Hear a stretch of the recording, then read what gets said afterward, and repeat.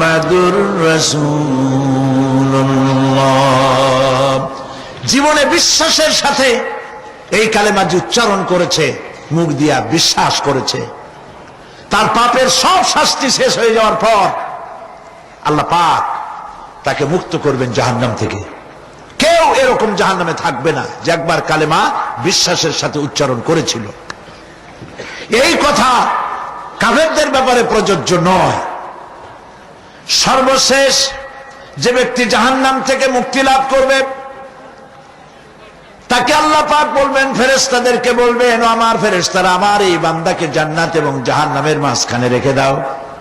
জান্নাত এবং জাহান্নামের মাঝখানে লোকটি যখন থাকার জায়গা পাবে সে জান্নাতের দিকে তাকায়া দেখবে আর কাঁদতে থাকবে। আল্লাহ পাক জিজ্ঞেস করবেন, বান্দারে যুগের পর যুগ ধরে জাহান্নামে কেঁদেছ, আমি রব্বুল আলামিন জাহান্নাম মাফ করে দিয়া জান্নাত জাহান্নামের মাঝখানে রেখে দিয়েছি, আযাব থেকে তো বেঁচে গেছো, এখন কান্দো কেন? লোকটি বলবে, রব্বুল আলামিন কান্দি এই কারণে, জাহান্নাম থেকে মাফ করেছো, তোমার শুকরিয়া আদায় করি। জান্নাত তো আমার কপালে নাই, কিসমতে নাই, কিন্তু জান্নাত আমি এখান থেকে দেখতে পাচ্ছি, জান্নাতের সুঘ্রাণ আমার নাকে আসতেছে, কপালে নাই যাওয়ার। আমি কাঁদি এই জন্য, তুমি যদি মেহেরবানি করে আমাকে জান্নাতের দরজার কাছে একটু দাঁড় করায় দিতা, প্রাণ ভরে তোমার জান্নাতের দৃশ্যটা একটু দেখতাম। আল্লাহ পাক তার আরজি পূরণ করবেন, বলবেন যাও, ফেরেশতাদের বলবেন এর জান্নাতের দরজার কাছে দাঁড় করায় দাও। জান্নাতের দরজার কাছে দাঁড়িয়ে লোকটি আবার কান্না শুরু করবে। আল্লাহ পাক প্রশ্ন করবেন, এবার কান্দো কেন? লোকটি বলবে, রব্বুল আলামিন কান্দি এই কারণে, জান্নাতের এই দরজায় দাঁড়াইয়া জান্নাতের অফুরন্ত নেয়ামত কিছুই ভালো করে দেখা যায় না, শুধু অল্প জায়গা দেখি। যদি তুমি আমারে দয়া করে জান্নাতের মাঝখানে দাঁড় করায় দিতা, চতুর্দিকে তাকায়া তাকায়া দেখা কলিজারে ঠান্ডা বানাইতাম, তবে আমি ওয়াদা করি জান্নাতের কোন নাজ নেয়ামত, কোন ফল আমি খাবো না, ধরবো না, ছুঁইব না। একটুখানি মেহেরবানি করে মাঝখানে দাঁড় করাইয়া দাও, জান্নারে ঠান্ডা করি। আল্লাহ রব্বুল আলামিন ফেরেশতাদের বলবেন, আমার এই বান্দারে জান্নাতের মাঝখানে দাঁড় করাইয়া দে। আল্লাহর নবী বলেন, জান্নাতের মাঝখানে দাঁড়িয়ে লোকটি আগের চাইতে আরো জোরে চিৎকার মেরে কাঁদতে থাকবে। আল্লাহ পাক বলবেন, বান্দারে কি হলো তোর? দরজার কাছে আসতে চাইছিলে, আইনা দিলাম। আবার এবার মাঝখানে আসতে চাইছো, তাও এনে দিয়েছি, আবার কান্দো কেন?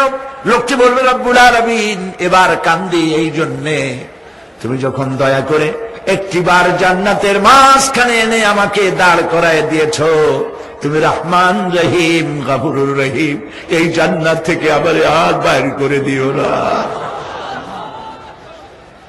আল্লাহ রাব্বুল আলামিন বলবেন, ও আমার বান্দারে, আমার এই জান্নাত তোর খুব পছন্দ হয়েছে নাকি? লোকটি বলবে, রব্বুল আলামিন কলিজা ঠান্ডা হয়ে গেছে, ভাবতেও পারি না এই জান্নাত এত সুন্দর। আল্লাহ পাক বলবেন, বান্দারে এরকম একটি নয়, দুইটা নয়, তোর জন্য আমি 10টা জান্নাত এইরকম রিজার্ভ করে রাখছি। সুবহানাল্লাহ। আল্লাহ পাককে ভয় করে পৃথিবীর সমস্ত পাপ থেকে যারা নিজেকে রক্ষা করবে, আল্লাহ তাদের জন্য এই জান্নাত রেখে দিয়েছেন। সুবহানাল্লাহ। সেই জান্নাতের রিসিপশন আপনারা আন্দাজ করতে পারবেন না, রিসিপশন কারে কয়। কি এর প্রধানমন্ত্রী আর প্রেসিডেন্ট, 4-5টা পুলিশ আর আর্মি আসে একটা ফট করে সেলুট মারলো, বাস শেষ হয়ে গেল, এরকম না। জান্নাতীদেরকে রিসিপশন দেওয়া হবে।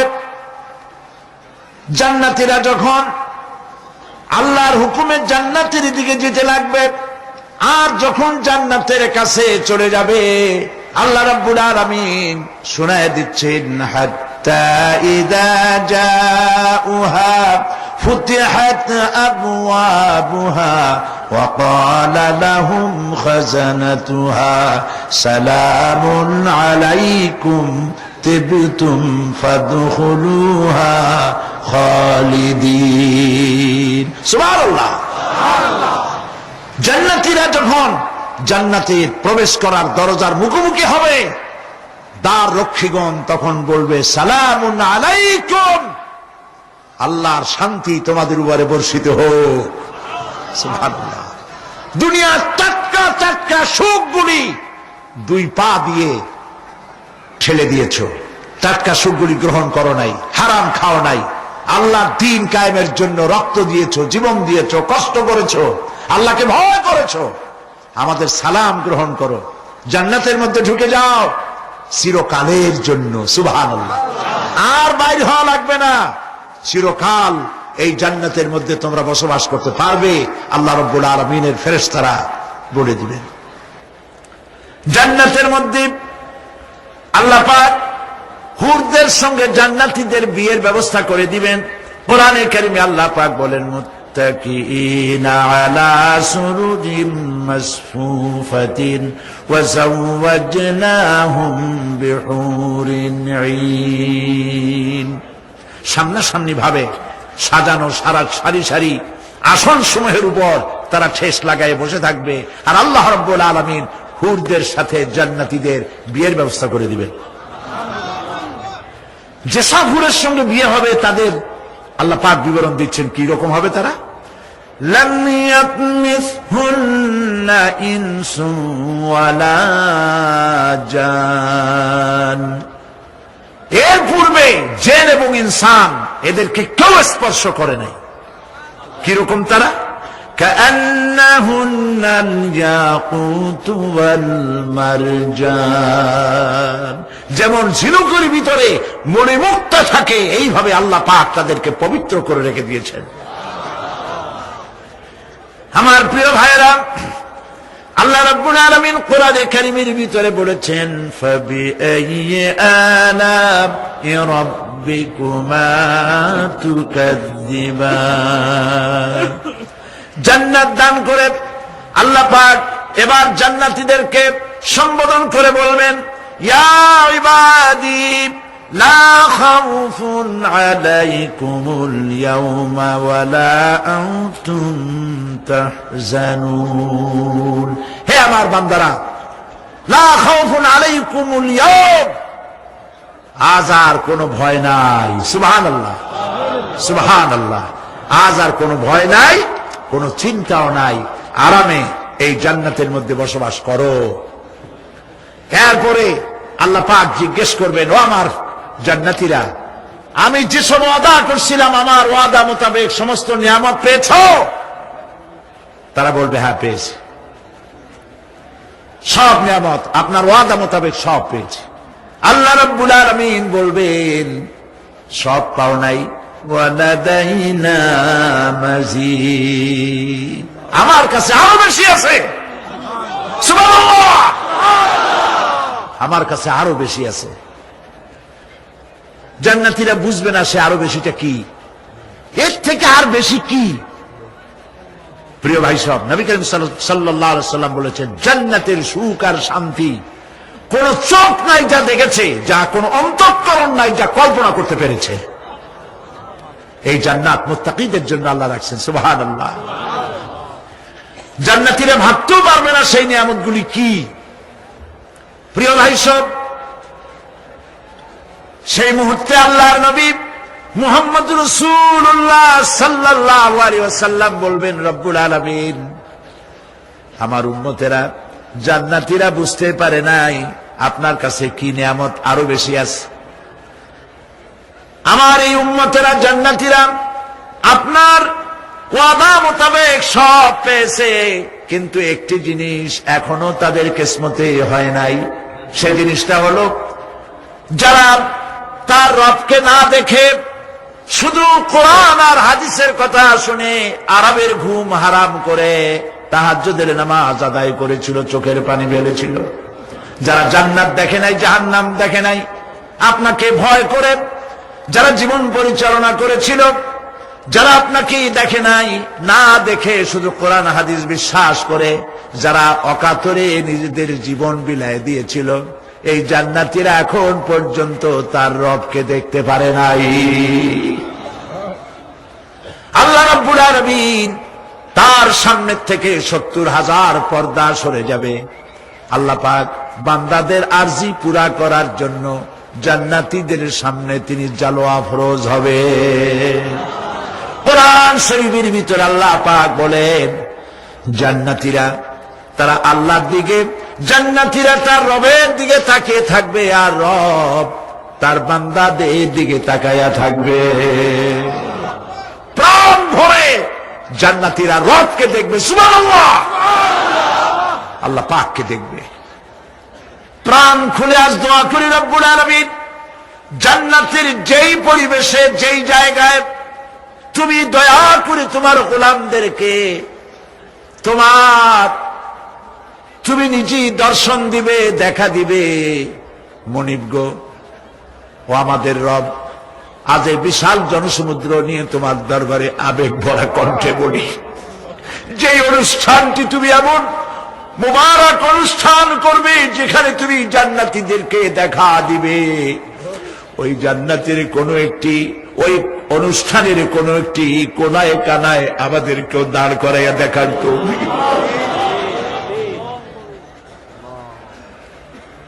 প্রিয় ভাই সব, আল্লাহ রাব্বুল আলামিন মানুষের সামনে এত সব নিয়ামত রেখেছেন, এই জান্নাত দান করবেন। এরপরে আল্লাহ রাব্বুল আলামিন কোরআনে কারীমের মধ্যে বলেছেন, রব্বিস সামাওয়াতি ওয়াল আরদি ওয়া মা বাইনাহুমার রাহমানি লা ইয়ামলিকুনা মিনহু খিতাবা। এসব পুরস্কার রয়েছে তোমাদের সেই রবের পক্ষ থেকে যিনি আকাশ আর জমিনের মালিক। সুবহানাল্লাহ বলবেন না? যার সামনে কথা বলার ক্ষমতা কারো হবে না। এটি একটি মারাত্মক কথা। কিয়ামতের দিন আল্লাহর দরবারে কেউ কথা বলতে পারবে না আল্লাহর নির্দেশ ছাড়া। একটি আকীদা পরিষ্কার করে নিয়ে যান আপনাদের, সে আকীদাটা এভাবে পরিষ্কার করুন,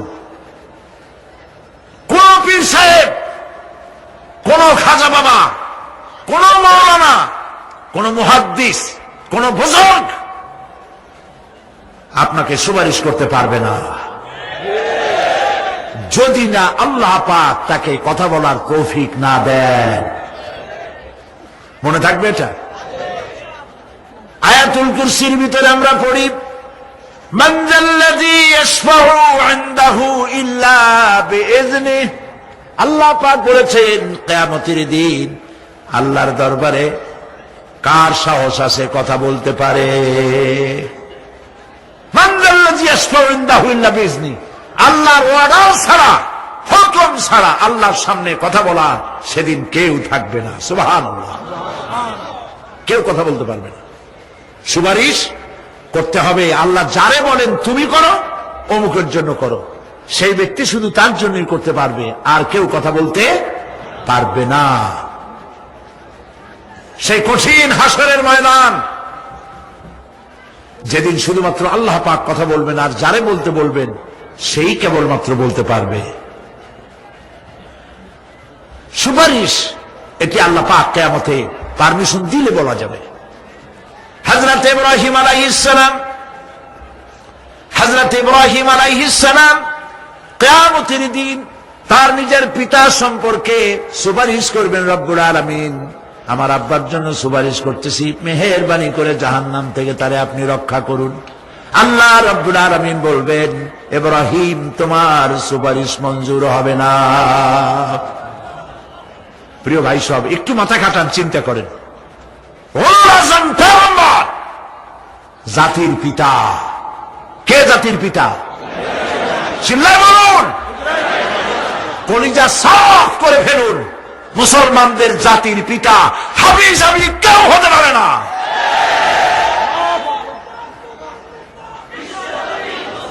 মিল্লাতা আবিকুম ইব্রাহিম। ইব্রাহিম আলাইহিস সালাম এই মিল্লাতের পিতা। সুবহানাল্লাহ। হযরত ইব্রাহিম আলাইহিস সালাম কিয়ামতের দিন বলবেন, আল্লাহ আমার আব্বার জন্য সুপারিশ করছি। আল্লাহ পাক বলবেন মঞ্জুর হবে না।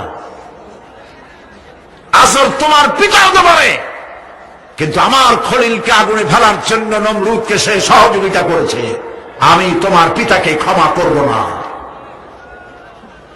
নবী করিম সাল্লাল্লাহু আলাইহি সাল্লামকে সাহাবায়ে কেরাম জিজ্ঞেস করেছেন, হে রাসূল, আপনার আব্বা এবং আম্মার অবস্থা কি হবে? নবী করিম সাল্লাল্লাহু আলাইহি সাল্লাম কেঁদে ফেলেছেন, সব বলেছেন, আমি তাদের কোনো উপকারে আসব না। আল্লাহু আকবার। মিল্লাতা আবিকুম ইব্রাহিম, ইব্রাহিম আলাইহিস সালাম এই মিল্লাতের পিতা। সুবহানাল্লাহ। হযরত ইব্রাহিম আলাইহিস সালাম কিয়ামতের দিন বলবেন, আল্লাহ আমার আব্বার জন্য সুপারিশ করছি, আল্লাহ পাক বলবেন মঞ্জুর হবে না। আসর তোমার পিতা হতে পারে, কিন্তু আমার খলিলকে আগুনে ফেলার জন্য নমরুদকে সে সহযোগিতা করেছে, আমি তোমার পিতাকে ক্ষমা করব না। নবী করিম সাল্লাল্লাহু আলাইহি সাল্লামকে সাহাবায়ে কেরাম জিজ্ঞেস করেছেন, হে রাসূল, আপনার আব্বা এবং আম্মার অবস্থা কি হবে? নবী করিম সাল্লাল্লাহু আলাইহি সাল্লাম কেঁদে ফেলেছেন, সব বলেছেন, আমি তাদের কোনো উপকারে আসব না। আল্লাহু আকবার। আপনি মনে করছেন নাকি যে ইয়া নবী সালাম আলাইকা বলি অমনি নবী সুপারিশ পাবেন? এত সহজ। কতগুলো রসগোল্লা খাইলেন আর বড় একটা মিছিল করলেন আর অমনি চলে যাবেন? পৃথিবীর সব মানুষ, সাহাবায়ে কেরাম বাদ দেন, পৃথিবীর সমস্ত মানুষ একত্রিত হয়ে আবু তালেব রাসূলুল্লাহকে যে ভালোবেসেছেন, ওর 1000 ভাগের 1 ভাগও সারা দুনিয়ার মানুষ রাসূলুল্লাহকে ভালোবাসতে পারবে? পারবে? নিজের ছেলে আলীকে, আলী রাদিয়াল্লাহু তাআলা আনহুকে আলাদায় বিছানায় শোয়াইয়া, ছোট্ট মানুষ হযরত আলী আলাদা জায়গায় রাখিয়া মুহাম্মদুর রাসূলুল্লাহ সাল্লাল্লাহু আলাইহি সাল্লাম এতিম মানুষ, তারে কলিজার সাথে বুকের মধ্যে আশ্রয় করে দিয়ে আগলে রেখেছেন বুক পরে। সেই আবু তালেব মৃত্যুর সময় নবী করিম সাল্লাল্লাহু আলাইহি সাল্লাম বলেছিলেন, চাচা একটিবার আমার কানে তাওহীদের কালেমা শোনায় দেন।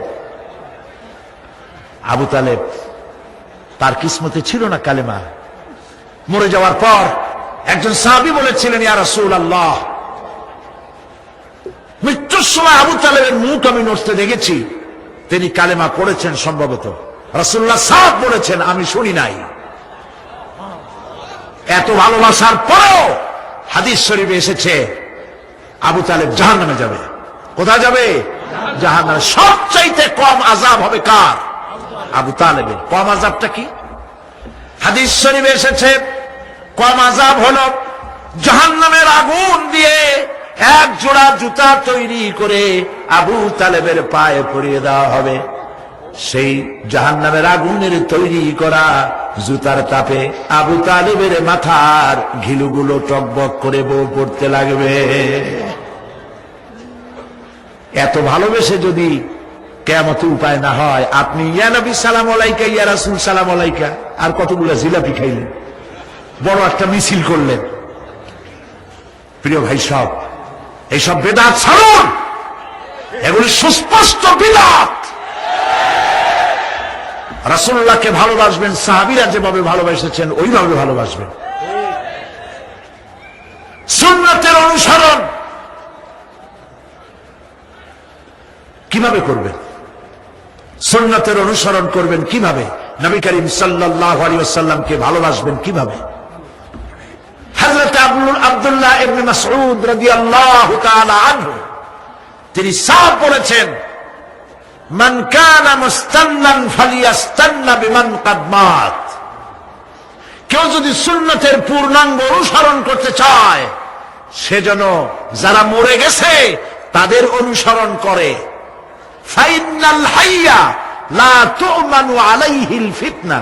কারণ যে ব্যক্তি মারা গেছে, যে ব্যক্তি বেঁচে আছে, ফাইনাল হাইয়া, যে ব্যক্তি বেঁচে আছে, সে যে ভবিষ্যতে ফিতনায় পড়বে না তা নিশ্চিত করে বলার কোনো উপায় নাই।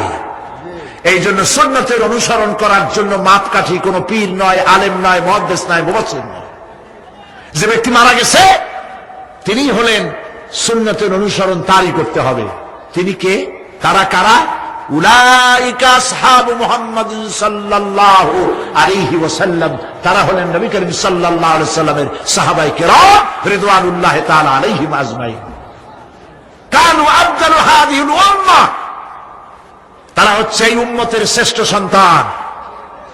আমার দেশে আসে না যারা, যে সরকার যখন আসে তারা এসে একদলে বলে এরাই হলো দেশের জাতির শ্রেষ্ঠ সন্তান। না, শ্রেষ্ঠ সন্তান তোমরা সার্টিফিকেট দিলে হবে না। এ বিশ্বের শ্রেষ্ঠ সন্তান আল্লাহর নবীরা, আর তারপরে সাহাবায়ে কেরাম রিদওয়ানুল্লাহি তাআলা আলাইহিম আজমাইন। আবাররাহা কুলুবান, তাদের কলবকে আল্লাহ পাক পবিত্র করেছেন। ওয়া আমাকাহা ইলমান, আর তাদেরকে গভীর ইলম দান করেছেন। ওয়া আকাল্লাহা তাকাল্লুফান, আর সমস্ত রকমের বক্রতা থেকে তাদের কলিজাকে আল্লাহ পাক মুক্ত করে দিয়েছেন। ইখতারাহুমুল্লাহু লিসহবাতি নবিয়্যিহি ওয়া লিইকামাতি দীনিহি, আল্লাহ পাক এই সব লোকদের, কাদের? সাহাবীদের, এই সব লোকদেরকে আল্লাহ বাছাই করেছিলেন মুহাম্মদ রাসূলুল্লাহ সাল্লাল্লাহু আলাইহি সাল্লামের সাহাবী হওয়ার জন্য। বাছাই করছে কে?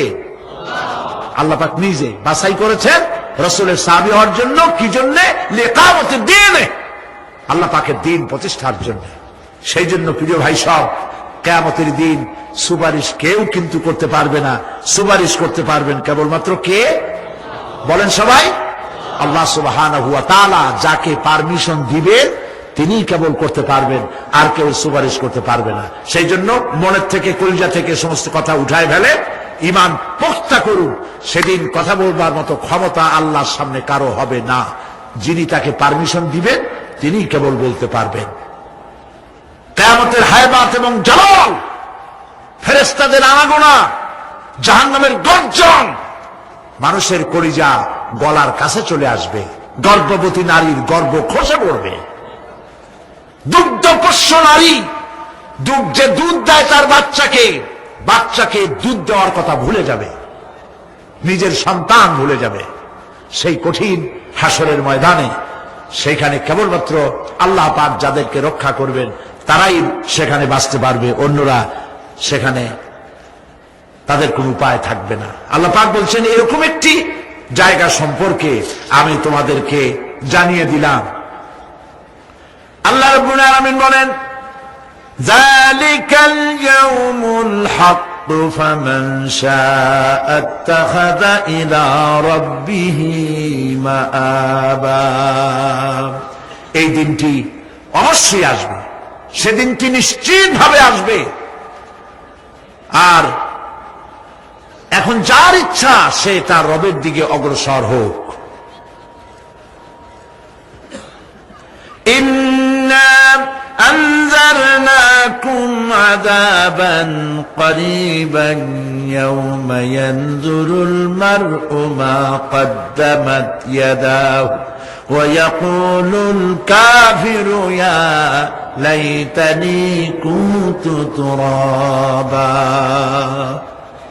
ইন্না আনজারনাকুম আযাবান করিবা, খুব নিকটবর্তী একটি আযাব সম্পর্কে আমি তোমাদেরকে সতর্ক করে দিলাম। কে বলতেছেন? আল্লাহ পাক। লক্ষ্য করুন আল্লাহ কি বলছেন। খুব নিকটবর্তী একটি কঠিন শাস্তি, আযাব, অর্থাৎ কিয়ামত, এ সম্পর্কে আমি তোমাদেরকে সতর্ক করে দিলাম। ইয়াউমা ইয়ানজুরুল মার'উ মা কদ্দামাত ইয়াদাহু, সেদিন প্রত্যেকটি লোক যা সে পাঠিয়ে দিয়েছিল এখানে, অর্থাৎ যা করেছিল সেগুলি সে দেখতে পাবে। আর তখন ওয়ায়াকুলুল কাফিরু ইয়া লাইতানি কুনতু তুরাবা। সেই কিয়ামতের ময়দানে অবস্থা দেখে কাফেররা বলবে, আহারে মানুষ না হইয়া যদি মাটি হইয়া যেতাম, যদি মাটি হতাম, যদি মানুষ না হয়ে না জন্মতাম, আজ এই হাসরের ময়দানে এইখানে এই বিচারের মুখোমুখি হতাম না, মাটি হইলে বরং অনেক ভালো হতো। প্রিয় ভাই সব, সূরা আন-নাবা সংক্ষিপ্ত আকারে যে আলোচনাটি করলাম, সে আলোচনাটি ছিল এই পরকাল হবে, কিয়ামত হবে, এতে কোনো সন্দেহ নাই। আছে সন্দেহ? কোনো সন্দেহ নাই, অবশ্যই কিয়ামত হবে। এবং সেই কিয়ামত কেমনে হবে সেগুলির দৃষ্টান্ত মানুষ মরলে পচে যাবে, গলে যাবে, তারপরে চিন্তা হবে কেমনে, সেগুলি আমি আপনাদের সামনে আলোচনা করেছি। তারপরে জান্নাত এবং জাহান্নাম দুটি ভাগ হবে, সেগুলির ব্যাপারে আমি আপনাদের সামনে আলোচনা করেছি। আজকে মুনাজাতের আগে সর্বশেষ যে কথাগুলি বলতে চাই, সে কথাগুলি হলো এই পৃথিবীতে আমরা এসেছি, চলে যাব, যাওয়ার আগে এই কোরআন একটি বিশাল জনগোষ্ঠী এমন বানাতে চেয়েছে, যে জনগোষ্ঠী এই কোরআন দিয়ে একটি বিশাল সমাজ গড়বে, রাষ্ট্র গড়বে, এমন রাষ্ট্র গড়বে যেই রাষ্ট্রে দুঃখ থাকবে না, অশান্তি থাকবে না, যেখানে সুখ থাকবে, সমৃদ্ধি থাকবে, আর কিয়ামতের দিন আল্লাহর জান্নাতে তারা চলে যাবে। তেমন একটি সমাজকে আমরা চাই। সবাই বলেন, সেরকম একটি সমাজকে আমরা চাই। কারা কারা চাই হাত তুলে দেখা।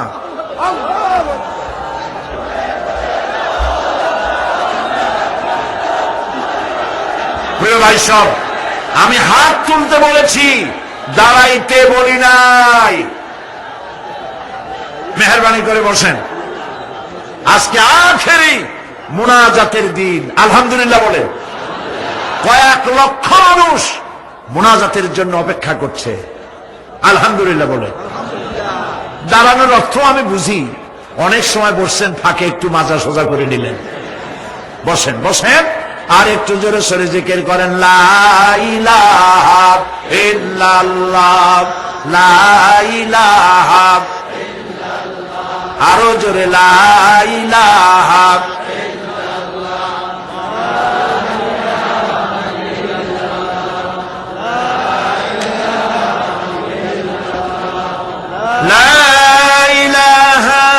ইল্লাল্লাহু মুহাম্মাদুর রাসূলুল্লাহ। বসা মানুষেরা দাঁড়ানো ভাইদেরকে বসতে সাহায্য করুন। কেমনে করবেন বুঝে নেন। প্রিয় ভাই সব, কিয়ামতের দিন আমরা যেতে চাই জান্নাতে। কোথায় যেতে চাই বলেন? জোরে বলেন। এই জান্নাতে যাওয়ার জন্য দুইটা কাজ করতে হবে। কয়টা কাজ? আল্লাহ রাব্বুল আলামিন বলেন, ফামান কানা ইয়ারজু লিকাআ রাব্বিহ ফালইয়ামাল আমালান সালিহান ওয়া লা ইউশরিক বিইবাদাতি রাব্বিহ আহাদা। আল্লাহ পাক বলেন, যে বাজারা আমার সঙ্গে দেখা করতে চায় কিয়ামতে, দুইটা কাজ করা লাগবে। বলেন কয়টা কাজ? একটা হলো নেক আমল। কি আমল বলেন? নেক আমল। নেক আমল কারে বলে? নেক আমল করতে হলে আবার দুইটা শর্ত লাগে। এক নম্বরে কাজটা করতে হবে আল্লাহরে খুশি করার জন্য। কারে খুশি করার জন্য? একটা মাদ্রাসা বানাইছি যাতে লোকেরা বলে যে বড় একটা মাদ্রাসা বানাইছি, এই জন্য মাদ্রাসা বানাবেন, মসজিদ বানাবেন, হসপিটাল বানাবেন, যা কিছু করেন নিয়ত হবে আল্লাহকে খুশি করা। নিয়ত হবে কারে খুশি করা? আল্লাহ পাককে খুশি করা। এই হলো নেক আমলের প্রথম শর্ত। কাজ হবে আল্লাহকে খুশি করার জন্য। দুই নম্বরে কাজটি হতে হবে সুন্নতে নববী সাল্লাল্লাহু আলাইহি ওয়াসাল্লামের উপরে। মনে থাকবে, দাড়ি রাখবো। কেন রাখবো? রাসূলের সুন্নাত। রাখবো কারে খুশি করার জন্য? আল্লাহকে খুশি করার জন্য। রাখবো কার মতো? রবীন্দ্রনাথের মতো, কার্ল মার্কসের মতো, কবির মতো নয়। রাখতে হবে কার মতো? নবীর মতো। বুঝে নেন, কাজটা হতে হবে আল্লাহকে খুশি করার জন্য। দুই নম্বরে কাজটা হতে হবে সুন্নতে নববী সাল্লাল্লাহু আলাইহি ওয়াসাল্লামের উপরে হতে হবে। তাহলে এই হলো এক নম্বর। জান্নাতে যাওয়ার জন্য, আল্লাহর সাথে দেখা করার জন্য এক নম্বরের কাজ হলো নেক আমল। বলেন এক নম্বরের কাজ কি? দুই নম্বরের কাজ ওয়ালা ইউশরিক বিইবাদাতি রাব্বিহ আহাদা। আল্লাহ রাব্বুল আলামিনের ইবাদতের সাথে কাউকে শরীক স্থাপন করা যাবে না। আমরা যারা মুসলমান, অধিকাংশ মুসলমান শিরকের ভিতরে মুবতলা হয়ে আছে। বিশ্বাস করেন কিনা বলেন? কাফেরেরা তো মুশরিক আছেই, ওরা তো মুশরিক আছেই, কিন্তু আমরা মুসলমানেরা আমাদের আমলের মধ্যে আমাদের অজান্তে সবের নিয়তে অনেক শিরক আমরা করে বসি। নাউজুবিল্লাহ, বলেন নাউজুবিল্লাহ। এই জন্য আমি বারবার সতর্ক করি, নিজেকেও করি, আপনাদেরকেও করি। এই কারণে করি, শিরকের গুনাহ আল্লাহ মাফ করবেন না। ইন্না শিরকা লাযুলমুন আযীম, শিরক মস্ত বড় অপরাধ, জুলম, আল্লাহ মাফ করবেন না। আল্লাহর কাছে কান্দে কান্দে মাপ চাওয়া লাগবে যে আল্লাহ শিরক থেকে আমাকে রক্ষা করো, বাঁচাও। অনেক গোপন শিরক আছে। মাজারে যান, পীর সাহেবের কাছে যান, মনে যদি নিয়ত থাকে উনি ফু দিলে আমি ভালো হবই, উনি তাবিজ দিলে আমার বাচ্চা হবেই, উনি আমারে দয়া করলেই আমার ব্যবসায় উন্নতি হবেই, এইটার নাম শিরক। এটার নাম কি? ওয়াইজা সাআলতা ফাসআলিল্লাহ ওয়াইজা ইসতাআনতা ফাসতাইন বিল্লাহ। যা বলার আল্লাহরে বলো, আর যা চাওয়ার কার কাছে চাও? চিল্লায় বলেন। কলিজাটাকে পরিষ্কার করে যান আজকের মাহফিলে। এই কলিজায় কারো প্রতি কোনো ভয় রাখবো না আল্লাহ ছাড়া। ভয় করবো কারে বলেন? মহব্বত আল্লাহ ছাড়া, এত বেশি মহব্বত আর কাউকে করবো না। আল্লাহ তাআলা আমাদের কলিজায় তোমার ভয় এবং মহব্বত দিয়ে ভরে দাও, রাসূলের মহব্বত দিয়ে আমাদের দিলকে ভরে দাও।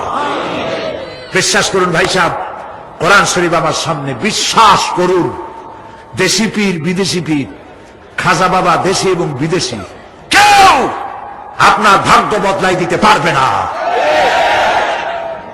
এই পিছনে দৌড়ায় দৌড়ায় কোনো লাভ নয়।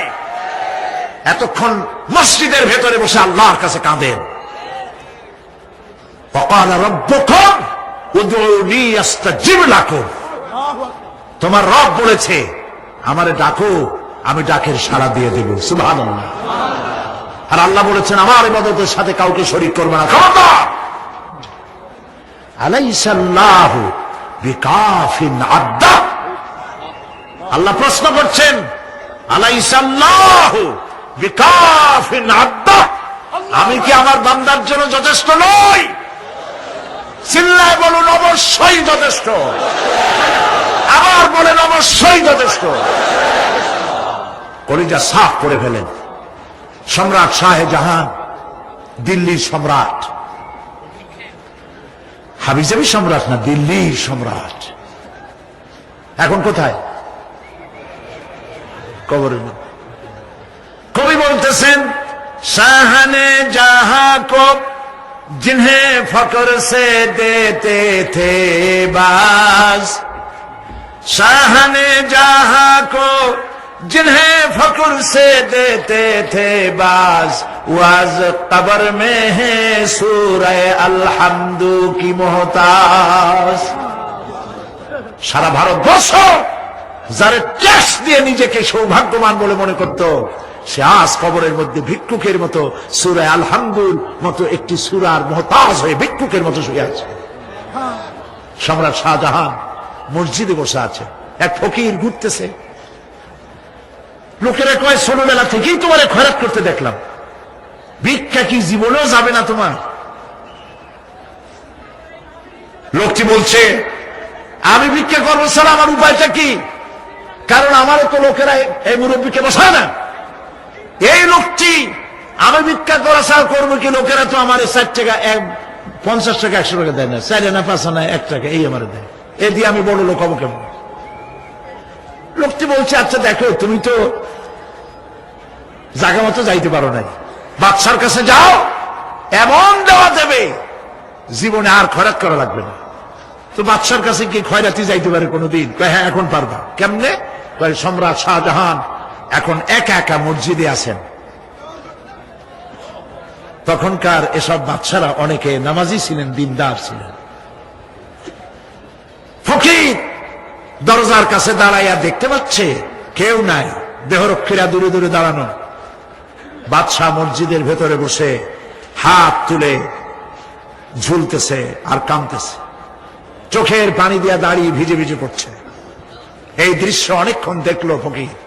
কিছুক্ষণ পর সম্রাট শাহজাহান মসজিদ থেকে বেরিয়ে আসছে। ফকির বলছে, আসসালামু আলাইকুম হুজুর। তিনি বললেন, ওয়ালাইকুম আসসালাম, চলে গেল। বাদশা বলল, আমার কাছ তো কেউ আইসা কিছু না চাইয়া তো যায় না, এটা দেখলাম খয়রাতির মতো কিছু চাইলো না, বেটা ভয় করলো নাকি? হ্যাঁ, এদিকে আসো। আসছে। ভয় পাইছো? কয় না, ভয় পাইনি। তো কিছু যে চাইলে না? ফকির বলছে, জাহাপানা, সত্যিই কিছু চাইতে আসছিলাম, তারপর চাইলে না কেন? ফকির বলছে, জাহাপানা, সারা জীবন ভিক্ষা করেছি, আর আজ দিল্লির সম্রাটের কাছে বেশি পাওয়ার লোভে এসেছিলাম, কিন্তু আপনার দশা দেখা আমার জ্ঞানের চোখ খুলে গেছে। আমি লক্ষ্য করে দেখলাম, আমি সম্রাটের কাছে চাইতে এসেছি, হাত তুলি নাই, বিনয় প্রকাশ করি নাই, চোখের পানি ফেলি নাই, কিন্তু লক্ষ্য করে দেখলাম দিল্লির সম্রাট আমার চাইতেও বড় ভিক্ষুকের মতো। আবার কোন সম্রাটের কাছে হাত তুলে কান্দে? আমার জ্ঞানের চোখ খুলে গিয়েছে, আমি বুঝতে পেরেছি সম্রাট কান্দে যেই সম্রাটের কাছে, তারে ছাড়া আর কারো কাছে জীবনে চাইব না। এই কথাই সূরা ফাতিহায় প্রত্যেক দিন পড়ি, বুঝি না কি পড়ি। ইয়্যাকা না'বুদু ওয়া ইয়্যাকা নাস্তাঈন। আয় আল্লাহ, একমাত্র তোমার গোলামি করি আর তোমার কাছে সাহায্য চাই, তুমি ছাড়া কারো কাছে সাহায্য চাই না। কলিজা সাফ করুন। কোন মরা পীর, কোন জিন্দা পীর আপনার মনের আশা পুরা করতে পারবে না, পারবে না, পারবে না।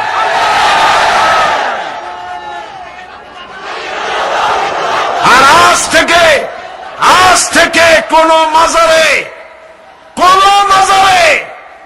টাকা দিবেন না, পয়সা দিবেন না, আগরবাতি দিবেন না, মোমবাতি দিবেন না, গোলাপ পানি দিবেন না। কারা কারা দিবেন না হাত উঁচু করে দেখা। হাত নামান, হাত নামান।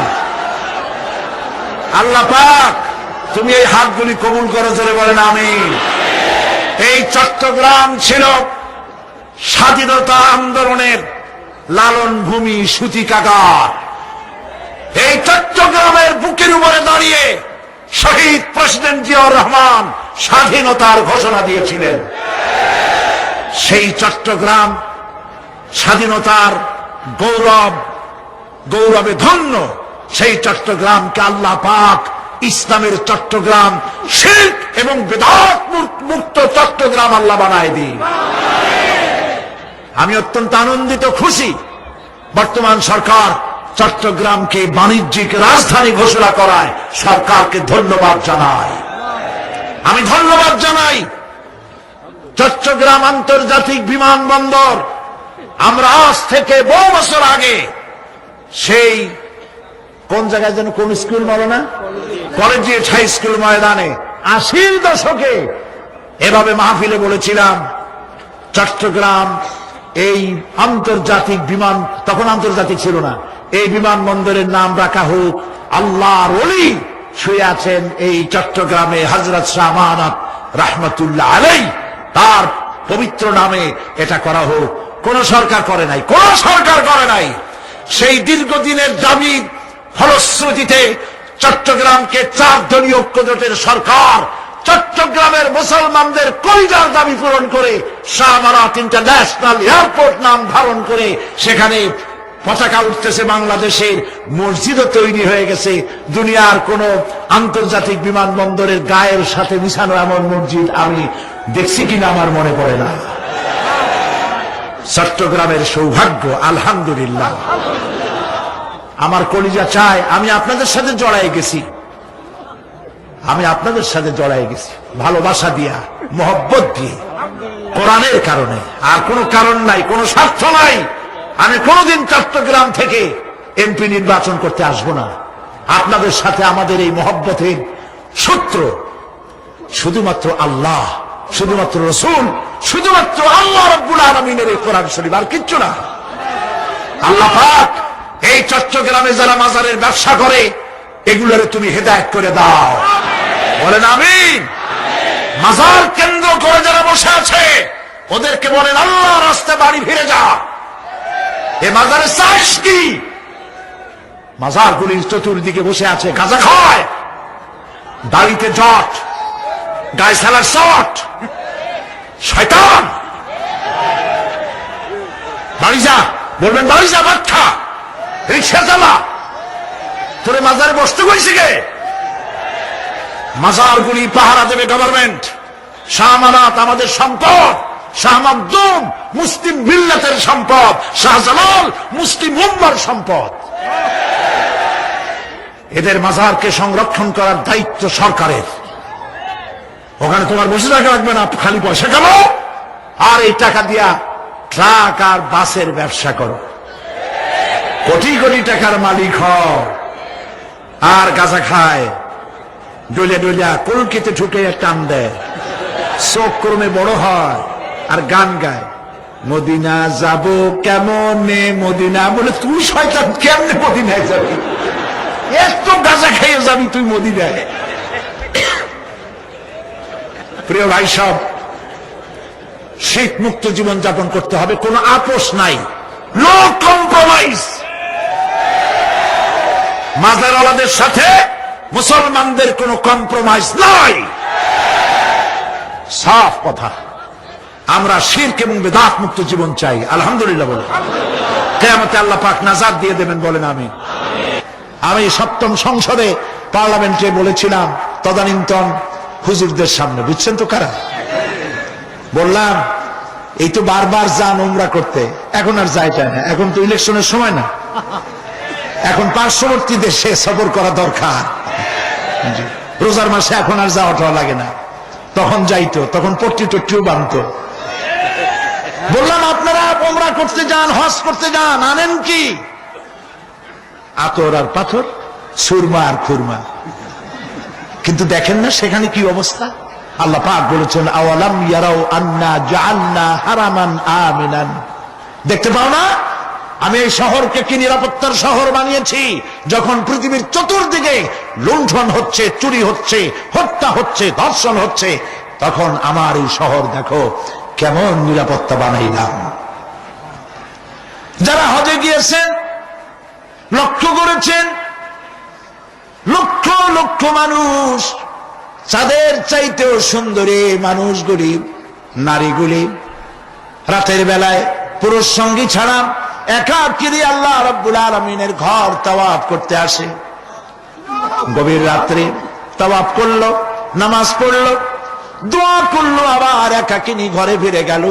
লক্ষ লক্ষ পর পুরুষের মধ্য দিয়ে আজ পর্যন্ত একটি রেকর্ড সৃষ্টি হলো না যে কাবা শরীফের চতুর্দিক থেকে কয়েকটা নারী হাইজ্যাক হয়ে গেছে। চোখে দেখো না, মক্কা শরীফে তো চতুর্দিকে পুলিশ টুলিশ আছে। মুজদালিফায় যেখানে এরকম শামিয়ানা নাই, ঘর নাই, দেওয়ার নাই, লক্ষ লক্ষ নারী আর পুরুষ পাশাপাশি কাছাকাছি সারা রাত শুয়ে থাকে। বলেন ঠিক কিনা? 1000-1500 বছরের ইতিহাস তালাশ করেন, একটা নারী হাইজ্যাক হয়েছে, লাঞ্ছিত হয়েছে? আর তুমি বুশ আমাদের কও আমরা সন্ত্রাসী? তোমার দেশে প্রতি সেকেন্ডে কত মানুষ নিহত হয়? তোমার দেশে প্রতি মিনিটে কত ধর্ষণ হয়? হিসাব করো। আমাদের দিকে চোখ তুলে তাকাইও না, নিজের ঘর সামলাও। ফেরাউনের ঘরে আল্লাহ মুসাকে পালন করেন। আমেরিকার সেই লোকগুলি বলল অবস্থা এখন এই হয়েছে, কোরআন শরীফ পড়তে গিয়ে বোমা তালাশ করতে গিয়ে দেখে বোমা টোমা নাই, বরং বোমা নিরসনের কথা আছে। রেজাল্ট কি হলো? তারা বললেন রেজাল্ট এই হয়েছে, আল্লাহর কোরআন তেলাওয়াত করে করে আমেরিকান সাদা খ্রিস্টানেরা আগের তুলনায় 5 গুণ বেশি মুসলমান হওয়া শুরু করে দিয়েছে। तौहीद की अमानत सीनों में है हमारी, तौहीद की अमानत सीनों में है हमारी, आसान ही मिटाना नाम निशान हमारा। একাত্মবাদের আমানত আমাদের কলিজা আছে, আলহামদুলিল্লাহ বলেন। আমাদের নাম নিশানা মিটাইতে পারবে না, তোমার বোমা অস্ত্র যা আছে সব নিয়ে আসো। আল্লাহ আমাদের সাহায্য করবেন ইনশাআল্লাহ। ইন তানসুরুল্লাহ ইয়ানসুরকুম, হে মুসলমানেরা আল্লাহকে সাহায্য করো, আল্লাহ তোমাদের সাহায্য করবে। আল্লাহর সাহায্য কেমনে করবেন? আল্লাহ দ্বীন কায়েমের জন্য জীবন দিতে প্রস্তুত হয়ে যাও, আল্লাহ পাক সাহায্য করবে। রব্বুল আলামিন পরিষ্কার করে বলেছেন, ওয়া কানা হাক্কান আলাইনা নাসরুল মুমিনিন, মুমিনদেরকে সাহায্য করা আমি আল্লাহর জন্য ওয়াজিব। সুবহানাল্লাহ বলেন। আল্লাহর জন্য মুমিনদেরকে সাহায্য করা কি? ওয়াজিব। সুতরাং ভয় পাবেন না, ঐক্যবদ্ধ হন, ঐক্যবদ্ধ হন, তাকওয়া সৃষ্টি করুন, আল্লাহর মেহেরবানি আসবে। নামাজ পড়ুন, আল্লাহরে সেজদা দিবেন। কারে সেজদা দিবেন? আজকে কি ভাই কোরআন শরীফের মাহফিলের শেষ দিন, তাফসীরের মাহফিল শেষ দিন, মুনাজাতের দিন, লক্ষ লক্ষ মানুষ মুনাজাতের অপেক্ষায় বসে আছে। প্রিয় ভাই সব, এই সুন্দর মুহূর্তে আমরা কি ওয়াদা করতে পারি জীবনে আর নামাজ ছাড়বো না? আমরা কি ওয়াদা করতে পারি জীবনে আর মিথ্যা কথা বলবো না? মুসলমানদের কপাল পূর্ণ কেন?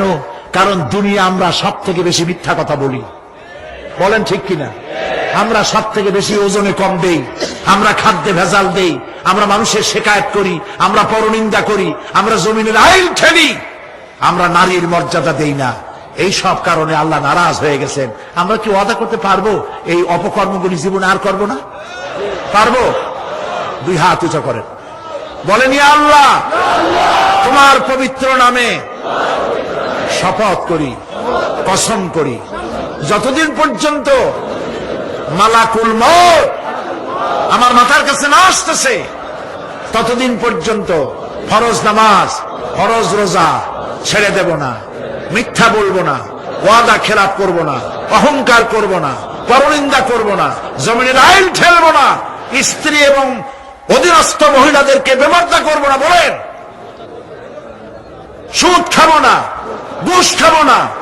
হায় আল্লাহ, চিৎকার দিয়া বলেন, হায় আল্লাহ, আমাদের আজকের এই মুকাম্মাল তওবা, এই ওয়াদা আমাকে পূরণ করার তৌফিক দাও। আমিন, আমিন, আমিন ইয়া রাব্বাল আলামিন। হাত নামান। প্রিয় ভাই সব, এরপরে আপনাদের আমি মোনাজাতের দিকে আগাচ্ছি, কষ্ট আর দিব না। আমাদের দেশে সন্ত্রাসের কারণে দেশ জাহান্নামের দিকে চলে গেছিল, ঠিক না? আলহামদুলিল্লাহ, সেনাবাহিনী যৌথ অভিযানের কারণে সন্ত্রাস কমে গেছে। আলহামদুলিল্লাহ বলেন, মহব্বতের সাথে বলেন আলহামদুলিল্লাহ। সেনাবাহিনী নামায় আপনারা বেজার না খুশি ছিলেন? বেজার না খুশি? দেখান তো কারা কারা খুশি। আলহামদুলিল্লাহ, হাত নামান, হাত নামান। আমাদের সেনাবাহিনী আমাদের গৌরব, আমাদের অহংকার। পৃথিবীতে তারা যেখানেই গিয়েছে আমাদের জন্য সুনাম কুড়িয়ে এনেছে। সন্ত্রাসীদের এই চিন্তা করার কারণ নাই যে অপারেশন ক্লিন হার্ট, অপারেশন থুইয়া এখন সব জেলা থুইয়া সাব ডিভিশন লেভেলে সব চলে আসতেছে। আবার আপনারা সন্ত্রাস, চাঁদাবাজি, মাস্তানি শুরু করবেন? পারবেন না, পারবেন না। কারণ সেনাবাহিনী আমরা দিল্লি অথবা পিন্ডি থেকে ধার করে আনি নাই, ওরা আমাদের সন্তান। সরকার যতবার খুশি ততবার নামাবে। সন্ত্রাসীদেরকে মারলে যদি মরে মানবাধিকার লঙ্ঘিত হয় না, কারণ সন্ত্রাসীরা মানুষই না। তারা যখন হাজার হাজার মানুষ মেরেছে তখন তোমাদের মানবাধিকারের কথা কোথায় ছিল? আজ এত দরদ কেন? বাংলাদেশ গত ঈদের মাঠে, ঈদের রাতে, ঈদের আগের রাত্রে আমরা মক্কা শরীফে ছিলাম। শুনেছি বাংলাদেশে বড় বড় শহরগুলিতে রাত 2:30, 3টা পর্যন্ত মা বোনেরা ঈদের কেনাকাটা করেছে। বাংলাদেশের ইতিহাসে হয়েছে কোনদিন? সুতরাং এতে নারাজ হয়েছে কারা? 14 কোটি মানুষ বলেছে আলহামদুলিল্লাহ, খালি একটা দল বলেছে নাউজুবিল্লাহ। আল্লাহ তাদের সুমতি দান করুন বলি আমিন। সবাই বলেন আমিন। সুতরাং সেনাবাহিনীর অপারেশনের ব্যাপারে কোনো কথা বলার কোনো প্রয়োজন নাই। বামপন্থীরা বলেছে রুখে দাঁড়াও, সেনাবাহিনী রুখে দাঁড়াবা? খুব আশ্চর্য কথা। পাগলা হাতি হইতে পারে, একটা পাগলা হাতি একটা বাজার ভাঙিয়ে দিতে পারে, 5-6টা মানুষ পাড়ায় মারতে পারে, কিন্তু তুমি রেজিমেন্টের সামনে তুমি কি? তোমরা বামেরা সব এক জায়গায় হইয়াও কামের কাম কিছু করতে পারো নাই, পারবাও না। নির্বাচনে দাঁড়ায় দেখো, তোমাদের বামের যত বড় নেতা আছে প্রত্যেকটা নেতার ব্যাপারে চ্যালেঞ্জ রইল যে যেখানে দাঁড়াবে সেখানেই জামানত হারাবে। কারণ এই দেশের লোকেরা বামপন্থীদের ভালোবাসে না, কারণ বামপন্থীরা জাহান্নামে যাবে। আসহাবুল শিমাল আসহাবুল ইয়ামিন, ডানপন্থীরা যাবে জান্নাতে, বামপন্থীরা যাবে জাহান্নামে। মুসলমানের বাচ্চা হইয়া নিজেদের পরিচয় দেয় বামপন্থী। আস্তাগফিরুল্লাহ। বাম মানুষেরা বাম হাত দিয়ে কি কাম করে? আস্তাগফিরুল্লাহ। কপাল পোড়া, জোরে কোন কি পোড়া? হুসনাক। আল্লাহ হেদায়েত করুন, জোরে বলেন আমিন, জোরে বলেন আমিন।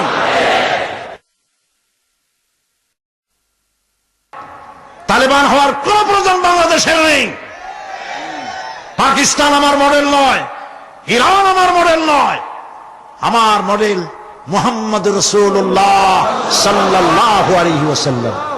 সুতরাং তালেবানি কথা কইয়া টইয়া এইসব টালিবালি করে পার পাবা না। মনের ইচ্ছা ছিল পশ্চিমে গিয়া, ভারতে গিয়া, তারপরে তাদেরকে একটু তালেবান কইয়া মৌলবাদী বলে টইলা ওদের একটু রাজি করাইয়া উনি একটু হামিদ কারজাই হইতে চাইছিলেন, ওইরকম করে বসায় দেওয়া হোক, কিন্তু সে গুড়ে বালি ওইটা হবে তবে না। আল্লাহর মেহেরবানি, সকল ষড়যন্ত্রের মধ্য দিয়ে বাংলাদেশ এগিয়ে যাচ্ছে। ঐক্যবদ্ধ থাকুন, দেশের দুশ্মনদেরকে চিনুন। এরা জাতিকে দ্বিধা বিভক্ত করতে চায়। আলেমেদের সহ্য হয় না, মাদ্রাসা সহ্য হয় না, ইসলাম সহ্য হয় না। আমরা এই 4 দলীয় ঐক্য জোটকে টাইট রাখবো। আমরা চাকরি করি না, আমরা গভর্নমেন্টের গোলাম নই, আমরা সহযোগী মাত্র। ইসলামের বিরুদ্ধে যদি এই সরকার কোন পদক্ষেপ গ্রহণ করে, বাইরে যেমন বাঘের মতো গর্জায়, পার্লামেন্টে সিংহের মতো গর্জন করব।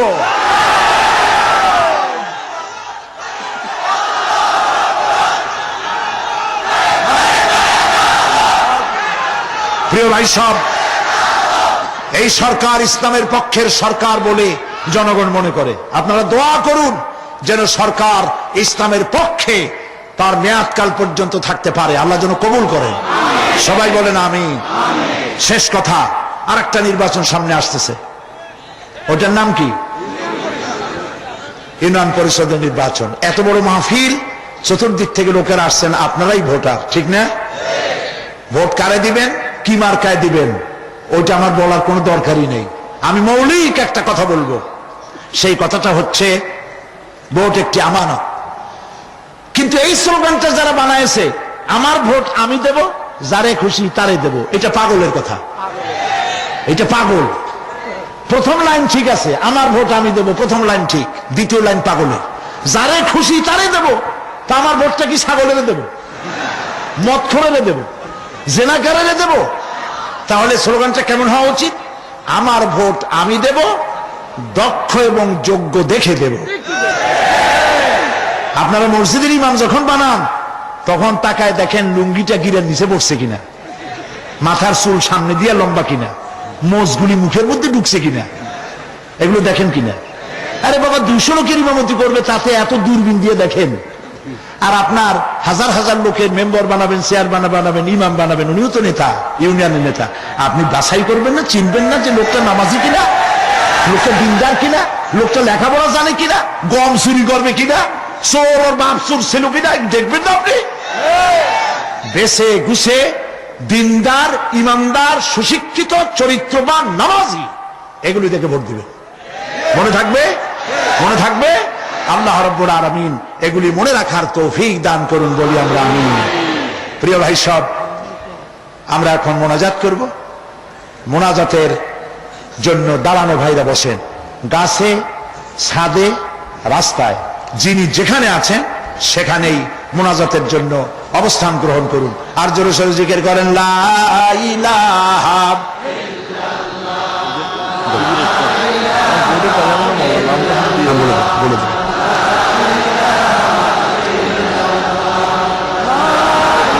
কয়জন? 12। মোট 31। বসেন ভাই বসেন। আজকে মোট 12 জন অমুসলিম ভাই ইসলাম কবুল করার জন্য মঞ্চে এসেছেন। জোরে স্লোগান দেন।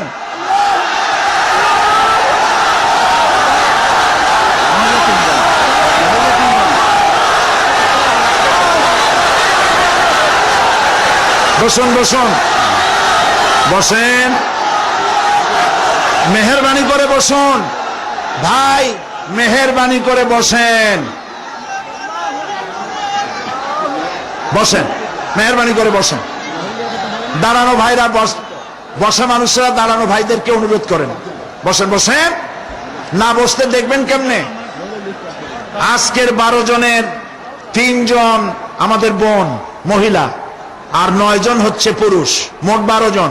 এবারের তাফসীরের মাহফিলে মোট প্রথম দিন থেকে নিয়ে পর্যন্ত 31 জন লোক ইসলাম কবুল করলেন। জোরে বলেন আলহামদুলিল্লাহ। রব্বানা করিম, রব্বানা লাকাল হামদ। আমি এখন এদেরকে ডাকতেছি, যাকে যাকে ডাকবো একটু দূরে সরে দাঁড়াও, কাছে কাছে আসবা। শ্রী মৃণাল চন্দ্র রায়, পিতা শ্রী দেবেন্দ্রনাথ রায়, বাড়ি শমশের পাড়া, চাঁদগাঁও, চট্টগ্রাম। বর্তমান নাম পছন্দ করেছে মোহাম্মদ নুরুল আমিন। সজল বড়ুয়া, পিতা নির্মল চন্দ্র বড়ুয়া, জাহানপুর ফটিকছড়ি। বর্তমান নাম পছন্দ করেছে মোহাম্মদ সাইফুল্লাহ। মিলন চন্দ্র দেব, পিতা যোগেন্দ্র চন্দ্র দেব, জাতে হিন্দু, বাড়ি বাকুলিয়া, চট্টগ্রাম।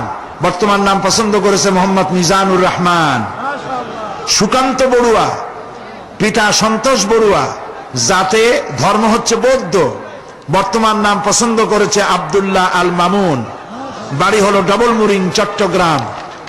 সুমন পাল, পিতা অনিল পাল, ধর্ম হিন্দু, বাড়ি তুলাতলি, চাঁদগাঁও, চট্টগ্রাম। বর্তমান নাম মোহাম্মদ রফিক। গৌরঙ্গশীল, পিতা ব্রজেন্দ্রশীল, ধর্ম হিন্দু, বাড়ি পালংখালী, উখিয়া, কক্সেস বাজার। বর্তমান নাম মোহাম্মদ মুসা। জিতেন্দ্র ত্রিপুরা, পিতা মানিক ধং ত্রিপুরা, বাড়ি তৈলপাং, জামি পাং, মাটিরাঙ্গা, খাগড়াছড়ি। বর্তমান নাম মোহাম্মদ নুরুল করিম। জিতু পাল, মৃত সুব্রত পাল, পিতার নাম উত্তর বরিয়া, ফুলগাজী, ধর্ম হিন্দু। বর্তমান নাম পছন্দ করেছে মোহাম্মদ ওমর ফারুক। রূপনা বড়ুয়া, স্বামী সজল বড়ুয়া, বাড়ি হল হালিশহর, চট্টগ্রাম, হাউজিং এস্টেট। বর্তমান নাম পছন্দ করেছে মুসাম্মাত রাবেয়া বেগম। ইভা বড়ুয়া, পিতা সুজল বড়ুয়া, জাহানপুর ফটিকছড়ি। বর্তমান নাম পছন্দ করেছে ফারজানা ইয়াসমিন। লিপি বড়ুয়া, পিতা সুনীল বড়ুয়া, ধর্ম বৌদ্ধ। এর আগে যার নাম, আগে যে 3টা নাম বলেছি 3 জন বৌদ্ধ ধর্মের। লিপি বড়ুয়া, পিতা সুনীল বড়ুয়া, ধর্ম বৌদ্ধ, বাড়ি ইপিজেড, চট্টগ্রাম। নাম পছন্দ করেছে ফারজানা আক্তার। প্রমিত কান্তি দে, পিতা মৃত নিরঞ্জন দে, ধর্ম হিন্দু, বাড়ি বাংলা বাজার, চট্টগ্রাম। বর্তমান নাম পছন্দ করেছে মোহাম্মদ দিলাওয়ার হোসাইন। প্যান্ডেলের ভিতরে যে 3 বোন আছেন, আপনারা আমি যা বলবো আপনারা তা উচ্চারণ করবেন। আর এই ভাইরা আমার হাত ধরো, সবাই কাছে আসো, সবাই একটু আসতে দেন। আপনারা পিছন থেকে একটু সরে যান, কাইন্ডলি কাছে আসেন। হাত ধরতে হবে, একটু জোরে জোরে বলতে হবে, লা ইলাহা ইল্লাল্লাহু মুহাম্মাদুর রাসূলুল্লাহ। আল্লাহ ছাড়া কোন ইলাহ নাই, মাবুদ নাই, উপাস্য নাই।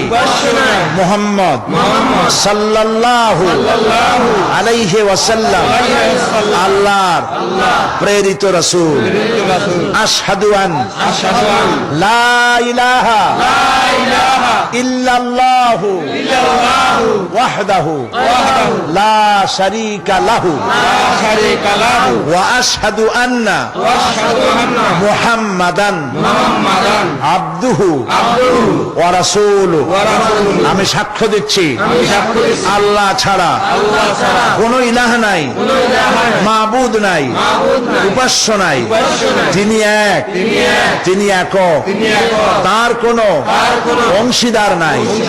আমি আরো সাক্ষ্য দিচ্ছি মুহাম্মদ সাল্লাল্লাহু আলাইহি ওয়াসাল্লাম আল্লাহর বান্দা এবং তার প্রেরিত রাসূল। তোমরা সবাইকে বলো আসসালামু আলাইকুম। সালামের জবাব দেন সবাই। একটু দাঁড়াও, একটু দাঁড়াও। প্রিয় ভাই সব,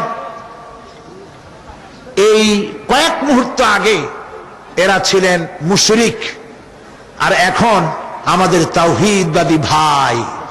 তারা আমাদের কি বলেন, আর আমরা ওদের কি? আমরা ভাই ভাই হয়ে গেলাম। এই মুহূর্তে আল্লাহর এই বান্দা 9 জন আর পর্দার আড়ালে 3 জন।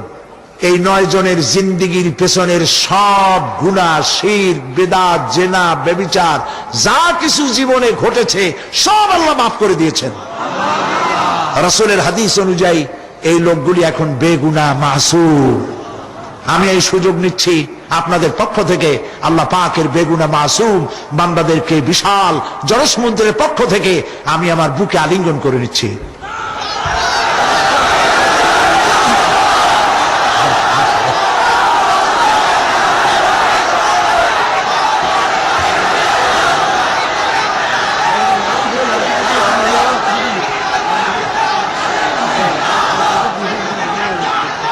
আমার অত্যন্ত স্নেহভাজন বিশিষ্ট ইসলামী চিন্তাবিদ, রাজনীতিবিদ, শিক্ষাবিদ অধ্যাপক মফিজুর রহমান সাহেবের লেখা দাওয়াতে দ্বীন বইটি পাওয়া যাবে, আপনারা নিবেন।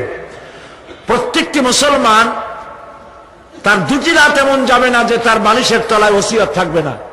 সেই ওসিয়ত কেমনে লিখতে হয় অনেক লোকেরাই তা জানা নাই।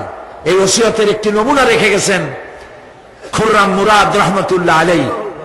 আল্লাহ পাক তাকে জান্নাতুল ফেরদাউস নসিব করুন।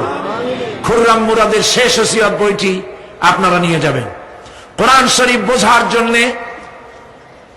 পৃথিবী বিখ্যাত শ্রেষ্ঠ তাফসীর, আমি এর আগেও বলেছি, সব তাফসীরকে আমরা সম্মান করি, সব হাক্কানি মুফাসসিরদেরকে আমরা সম্মান করি, আলহামদুলিল্লাহ বলেন।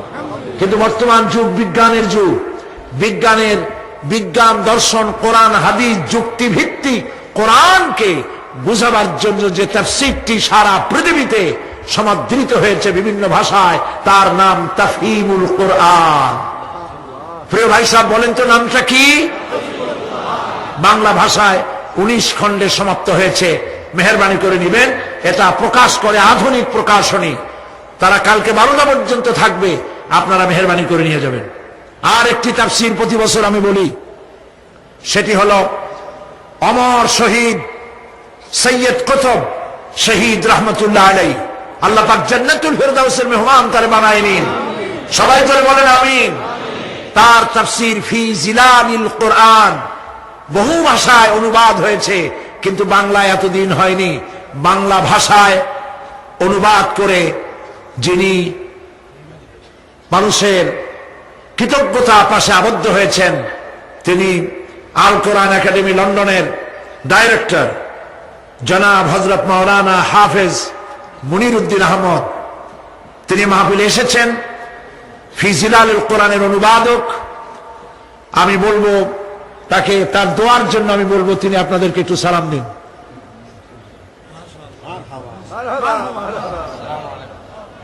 উনি ওনার আব্বাও খুব বড় আলেম ছিলেন।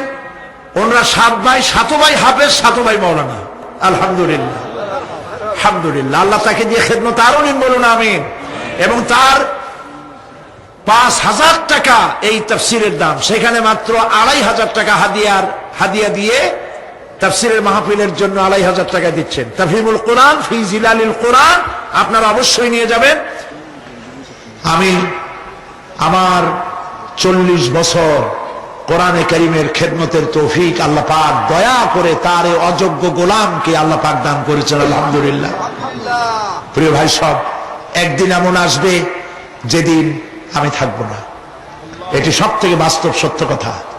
ক্যাসেটগুলি আল্লাহ দয়া করে চট্টগ্রাম মাহফিলের কোরআনের তাফসীরের ক্যাসেট পৌঁছায় নাই, পৃথিবীতে এমন কোন দেশ নাই যেখানে বাংলাদেশের মুসলমান সেখানে চট্টগ্রাম তাফসীরের মাহফিলের ক্যাসেট।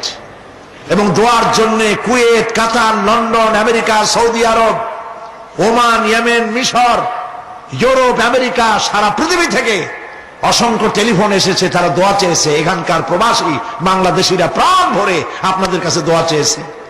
প্রিয় ভাই সব, ক্যাসেটগুলি একদিন শেষ হয়ে যাবে। আমি লেখার সময় কম পাই, একদিকে পার্লামেন্ট, আর আপনারা জানেন আমি একটা সংগঠন করি, আমার প্রাণ প্রিয় সংগঠন জামাত ইসলামী বাংলাদেশ। আমি আমার এই প্রাণ প্রিয় সংগঠনের আমি একজন ছোট্ট কর্মী। আমি সারা জীবন চাই যে জামাত জীবন দিল, যে জামাতের লোকগুলি রক্ত দিল, সেই জামাতের সাথে থেকে থেকে আমি যেন আমার ভাইদের জানাজা নিয়ে দুনিয়া থেকে ইমানের সাথে বিদায় হতে পারি। প্রিয় ভাই সব,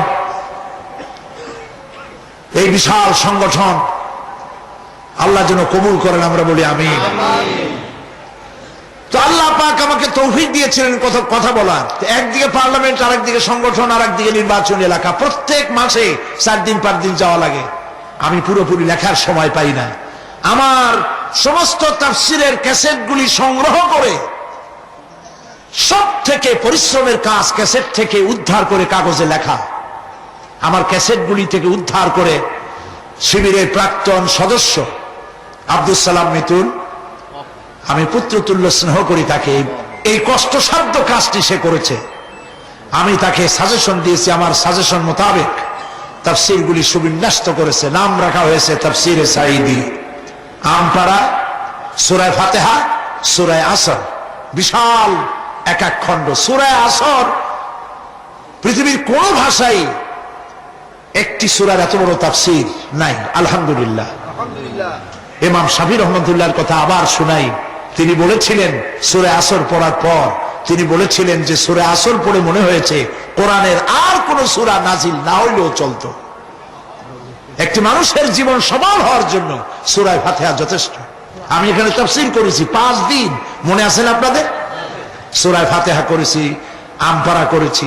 আমপাড়া, সূরা ফাতিহা, সূরা আসর, তাফসীরে সাঈদী তারা নাম রেখেছে। বিশাল বিশাল কিতাব, মাত্র 200 টাকা করে হাদিয়া রেখেছে।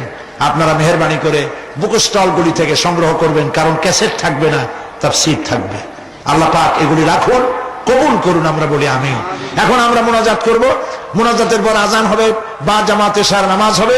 সমস্ত দাঁড়ানো লোকেরা এই মুহূর্তে বসে পড়ুন আর আল্লাহর মহব্বতে একটু জিকির করেন, লা ইলাহা ইল্লাল্লাহ, লা ইলাহা।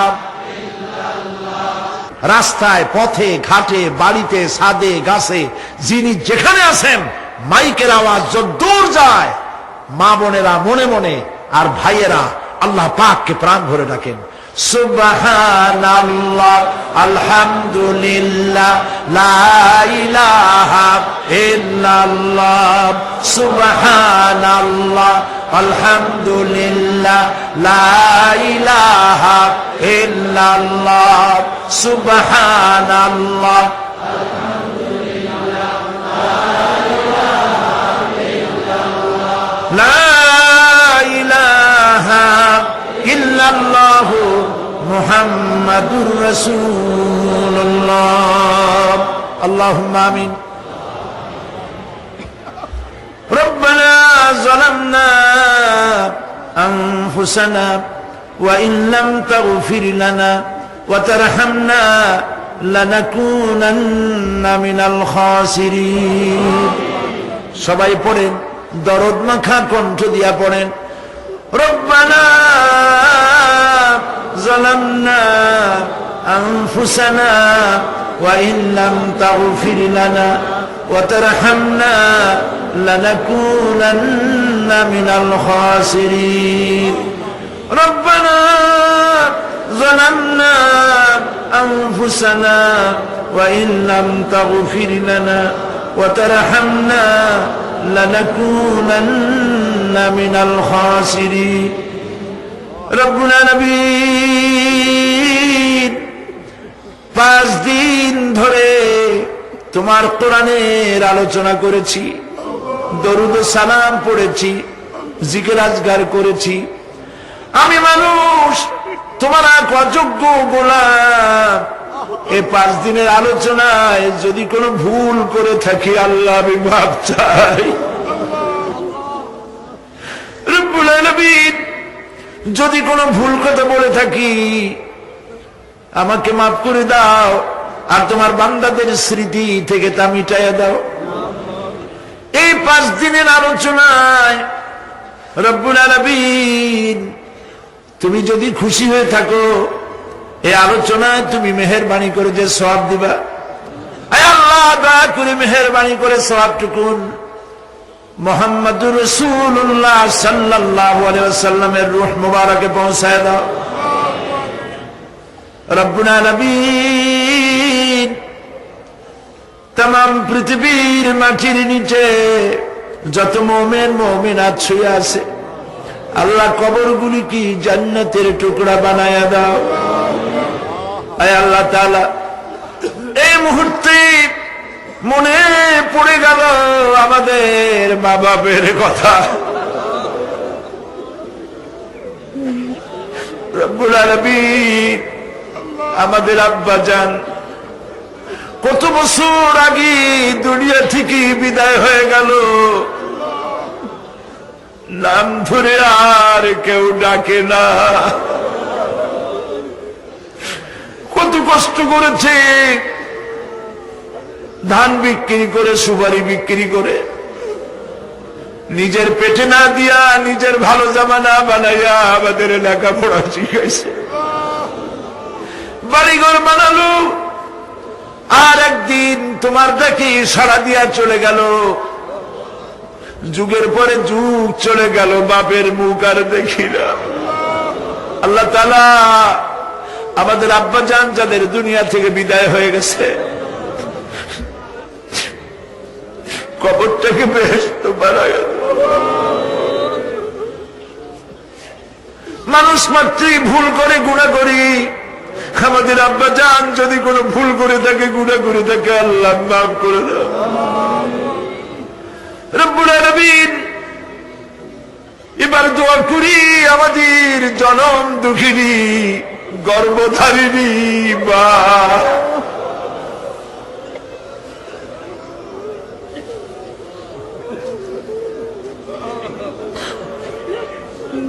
আর 10 মাস ধরে পেটের মধ্যে রেখে কষ্ট করেছে মা, কারো কাছে অভিযোগ করে নাই। সন্তান পেটের মধ্যে বসে মাথা দিয়া হাঁটু দিয়া গুতা দিচ্ছে, মা অভিযোগ করে নাই। ডেলিভারিতে কষ্ট করেছে, 2-2.5 বছর পর্যন্ত বুকের দুধ দিয়া মানুষ বানাইছে, নিজে না খেয়ে আমাদের খাওয়াইছে। কান্না মুখে শত চুমা দিয়া হাসি ফুটাইছে। ওই মা যার বিদায় হয়ে গেল, কবরটাকে জান্নাতের টুকরা বানায়া দাও। রব্বির হামহুমা কামা রব্বায়ানি সগীরা। সবাই পড়েন, রব্বির হামহুমা কামা রব্বায়ানি সগীরা। আল্লাহ তাআলা, আমাদের মা বাপ যাদের বেঁচে আছে সুস্থ রাখো, ভালো রাখো। বিছানায় ভালাইয়া পরের উপরে নির্ভর করে নিও না, ইমানের সাথে সুস্থ অবস্থায় দিও। আমাদের খেদমত করার তৌফিক দিও। রব্বুল আলামিন, দাদা দাদি নানা নানি যাদের মারা গেল মাফ করে দিও। আয় আল্লাহ তাআলা, মানুষ যদি আমেরিকা যায়, ইউরোপে যায়, সপ্তাহে সপ্তাহে বা দিনে দিনে প্রতিদিন টেলিফোনে কথা বলা যায়, চিঠিপত্র দিয়া খোঁজ পাওয়া যায়। আমাদের মা বাপ আত্মীয় স্বজন যুগের পর যুগ কবরের মধ্যে শুয়ে আছে, কোনো খবর জানি না।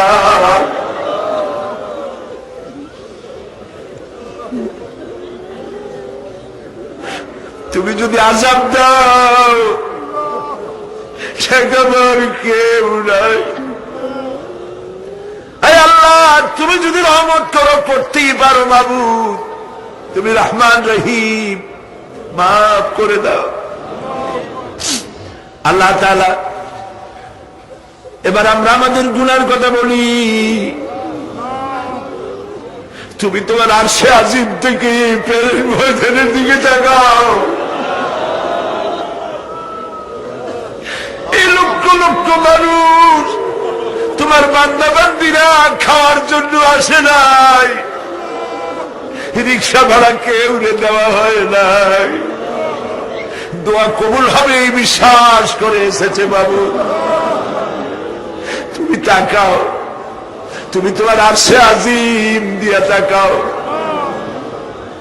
আমাদের ঈমান, আমাদের আকীদা, আমরা এখন কোথায় বসা তুমি দেখতে পাচ্ছ, আমরা কি বলে কাঁদতেছি তুমি শুনতে পাচ্ছ। রব্বুল আলামিন, আমাদের গুনার দিকে যদি তাকাও তোমার গোসা হতে পারে। আমাদের গুনার দিকে তাকায়ও না, চোখের দিকে তাকাও।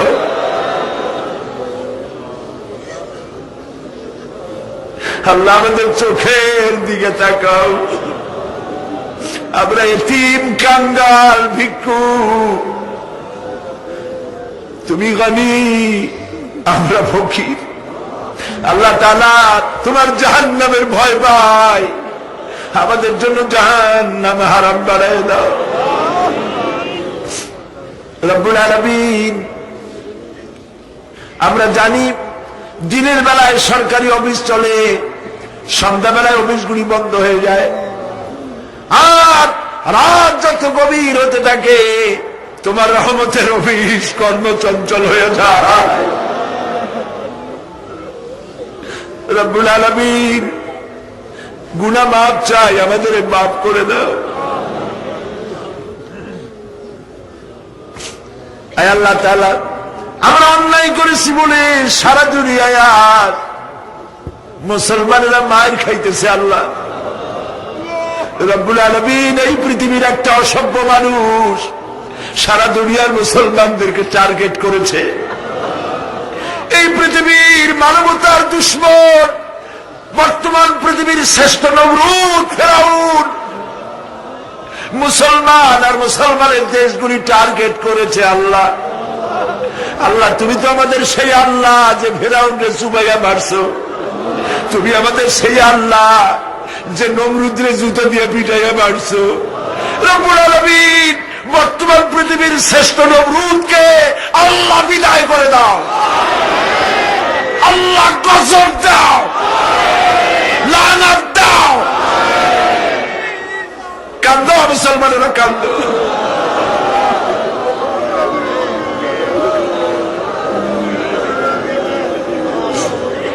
আল্লাহ বাগদাদ বাঁচাও, কুয়েত বাঁচাও, আমাদের কলিজা মক্কা মদিনা বাঁচাও।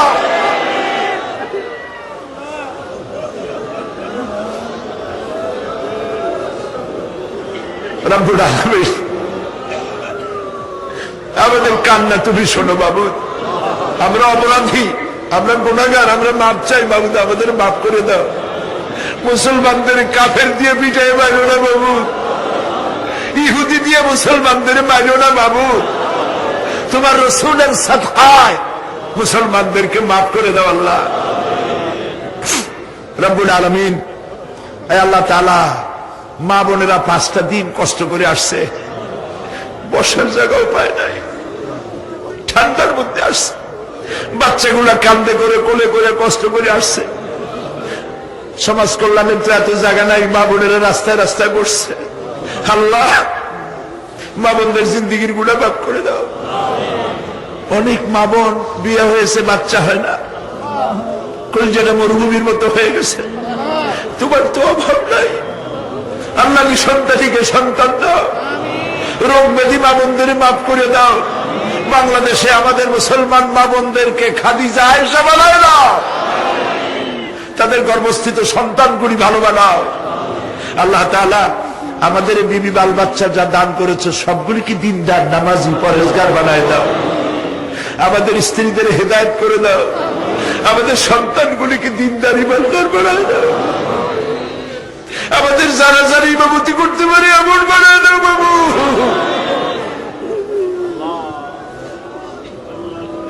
আল্লাহ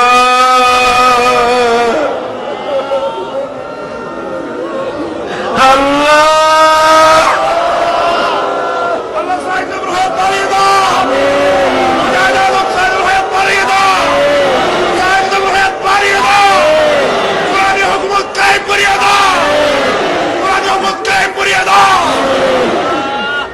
আল্লাহ বড় আশা করে মানুষের আসছে।